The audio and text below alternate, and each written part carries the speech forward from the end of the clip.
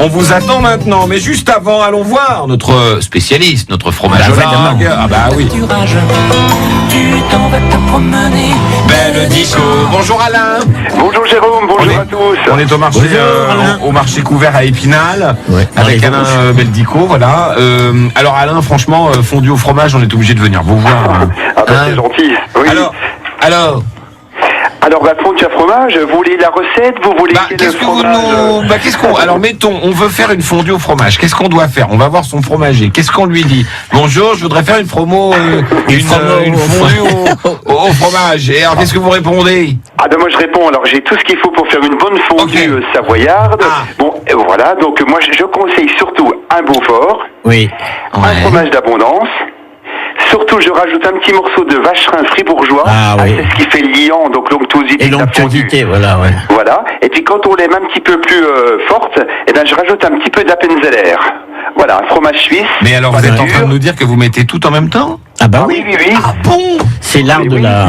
Ah c'est ça le fondu, c'est plusieurs fromages à la fois. Et puis un petit peu de vin blanc des Savoie. Alors vous mettez ces 3 ou 4 fromages là, vous Alain?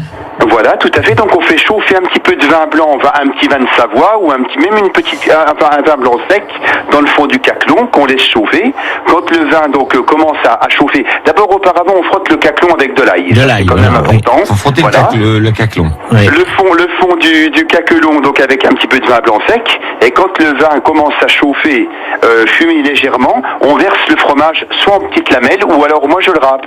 Ça va aussi vite et c'est bien pratique. C'est pas bête de le râper. Voilà, l'assortiment de fromage de montagne en pluie sur le vin. Mais alors, vous dites un petit vin blanc de Savoie, tout ça, est-ce qu'on peut pas faire une fondue touloise avec du vin de Toul? Ah bah si vous mettez du blanc, mais bon, quand même... La tourdue. Si vous faites une fondue savoyarde, mon petit Jérôme, on respecte quand même le mot Savoie, donc vous mettez un petit voilà.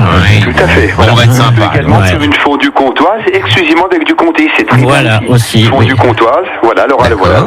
Et alors, c'est quoi les proportions, parce qu'on sait jamais pour les doses.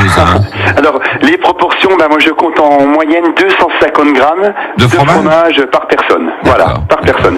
Parce que contrairement à la raclette, normalement, la fondue savoyarde, une bonne fondue au fromage, c'est avec le pain, le fromage, et on sert très peu de charcuterie, c'est même pas obligatoire. On fait les trempouillettes de pain, Tout à fait. C'est le pain qu'on trempouille.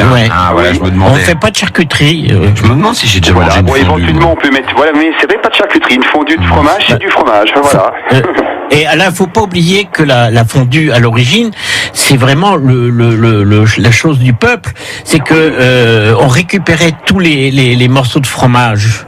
Qu'on ne vendait pas, qu'on faisait, et dans les familles, en fin de semaine, le dimanche soir par exemple, on faisait une fondue, ça coûtait pas cher parce que c'était les restes. Après, évidemment, ça a été perfectionné, mais l'origine c'est le plat du peuple. Si on élargit un peu à la raclette, c'est quoi les proportions, appelez-nous Alain?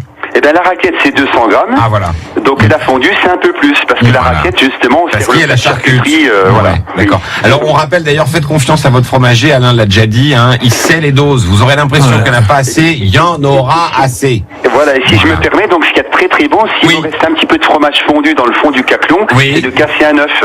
Et on termine toujours comme ça, un petit œuf battu, avec le reste du fromage au fond du caclon. Ça, c'est très bien. Et puis, si vous en avez vraiment beaucoup de trop, vous pouvez faire un petit gratin de pommes de terre. Ah bah oui, exactement. Voilà. Oh les gars, vous êtes forts. Merci Alain. C'est moi qui vous remercie. Au revoir, c'est notre fromager, c'est Alain. Merci, bonne journée.